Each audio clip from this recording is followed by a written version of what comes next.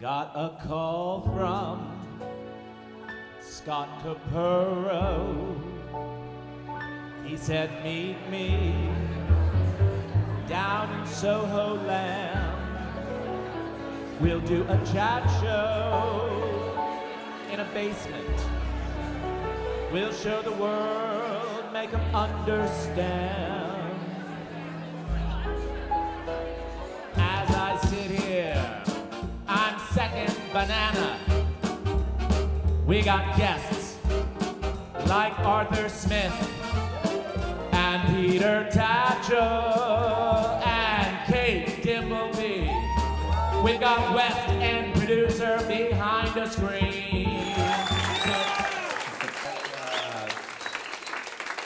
Welcome to my chat show. I'm so glad to be here because I'm married, so it's great to get out of the fucking house, I have to tell you. He said to me, Capurro, he talks like that, he's British, like, Capurro, you don't love me. You don't open your eyes when you're kissing me. I'm like, we've been together for so long, 4 years, for fun. When we're having sex, you're not even in the room, but you know. Are there any radical Muslim fundamentalists in the room tonight? If there are, raise both hooks and back to your cell. It's, I read the Quran out of respect because I wanted to write some jokes about it. And it bothers me, you know, that people are so angry about the Muzzies. You shouldn't be. I mean, I go to the Middle East all the time. I support the troops. I'm not invited, I just show up. And I am... We live in Bethnal Green now. Bethnal Green, what's great about it, it's super Islamic. Fabulous. Well, half Islamic and half student, so basically everyone's walking around in their pajamas all day long. I think it's dynamite. I love that kind of mix, you know what I mean? And everyone gets along. In Banglatown, where we live, we're meant to get along, but the largest mosque in Britain is right down the road from us. That's on Britain right. Lane. I don't mind. All those hot guys with their knees, with their asses in the air 7 times a day, bring it, right? At least they take their shoes off first. It's so thoughtful. There are straight people here, yes? Yeah. Okay. Thank God I thought I was the only one. All right, yeah. I never thought that. Well, no, I never thought listen, that about you. what the gay people do in the privacy of their own homes, Right, yes. behind closed I agree, doors, yes. frankly disgusts me. I try not to think David. about it. Why is it every time you see a gay marriage on TV, in the news, Hello Magazine, they're so fat you can't tell if they're gays or lesbians? Why? Why? David. They're conventional, fat, conservative people. Fat? You are obese. I'm huge. How could you say that Absolutely, right now? Scott, this is not an audience. These people love you. This is an intervention. David. You are out of control obese. We adore everything about him. A big warm round for Arthur Smith. Come on, everybody. Speaking of which, you're a big Radio 4 Guardian person, aren't you? I am a... How did that happen to you? Well, I think they were very keen to get someone who didn't have a posh accent that year. Right. But you've hung on. And then you clung on. Yeah. Yeah, well, you know, to those of you who don't listen to Radio 4, may I say, in the end, you will. But I do find Jimmy Carr a bit annoying. Why? Because he's got no soul. You don't know who the hell he is. His jokes are just a series of brilliant little crossword clues, and there's... And they're very well done, and but he seems to think there's no connection between what he says. You know, if it's just a joke, that's the defence always. Oh, it's just a joke, it doesn't matter. And I don't really buy that, to be honest. I think jokes can come freighted with things. So you live in South London?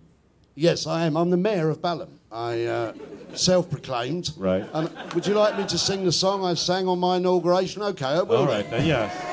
I am the mayor of Balham, oh yes I fucking am. I am the mayor of Balham, I fucking am. Hey. Everybody after 3. I am the mayor of Balham, oh yes I fucking am. I am the mayor of Balham, I fucking am. Yes. And Very statesmanlike, that. I wrote the libretto to that.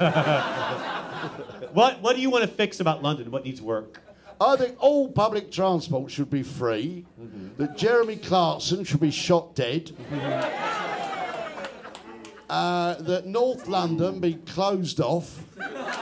We know, like in North London, they have little blue plaques commemorating famous people. Yes. I'm pleased in South London we have big yellow signs saying, "Did you see this murder?"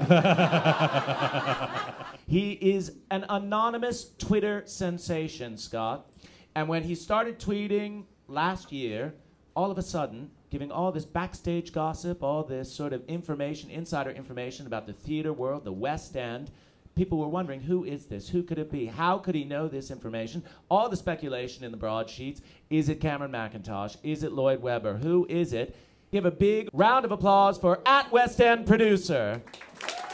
I saw Daniel Radcliffe in that striptease he did called Equus. Was that a good show? And is Daniel Radcliffe good to work with? What do you know about him? What gossip do you know? I did see that performance, and I thought, I'll be very honest, I thought he was very brave. You must think he's known for Harry Potter, and he thought, what's the most outrageous thing I can do to take myself from Ron Weasley and his Ginger Willy? The best thing I can do is go and get my own Willy out, and that's what he did. And that, as they say, is show business, dear. Can Sarah Brightman sing? Can Sarah Brightman sing? Yeah. She used to be able to, dear, but when I saw her in the recent Phantom of the Opera 25th, it sounded like the whole thing was bloody ducked over when she got to the high notes. She used to be able to sing the top E. I knew that's why Andrew Lloyd Webber wrote it for her. Well, do you have to fuck your way to the top in the West End? Because that's what she did. I mean, do you have to sleep with people to get work?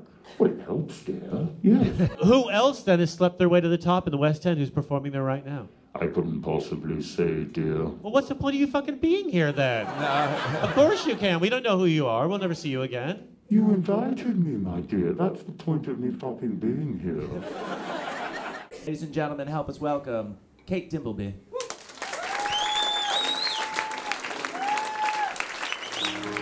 Would you care to stay till sunrise? It's completely your decision.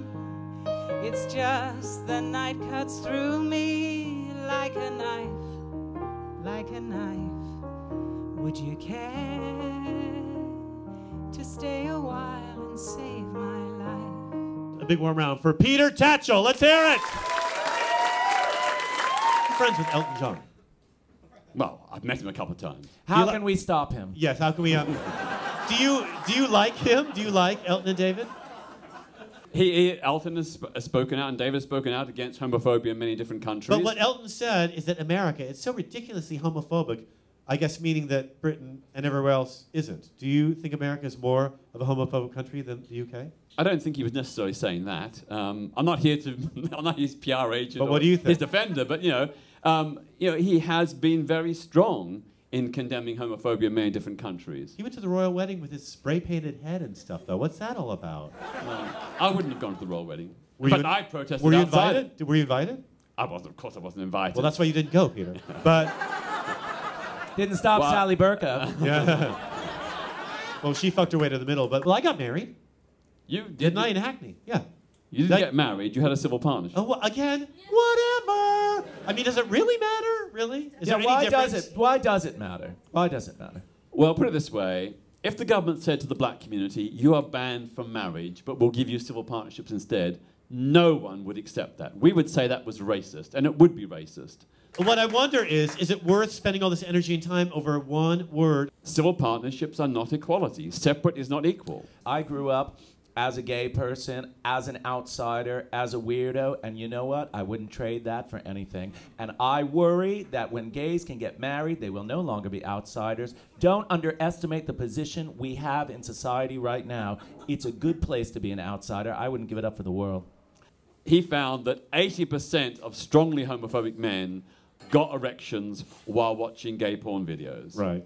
And he concluded, therefore, in many instances, homophobia was a latent, repressed form of homosexuality by people who couldn't accept their own suppressed homosexual desires. So I tell that story in schools, and the teachers always tell me, in the weeks after you've done that talk, the level of homophobia in the school goes way, way down. So you can show little kids porn films is what you're saying, is what you want to do. Peter Tatchell, ladies and gentlemen. Peter Tatchell, everybody.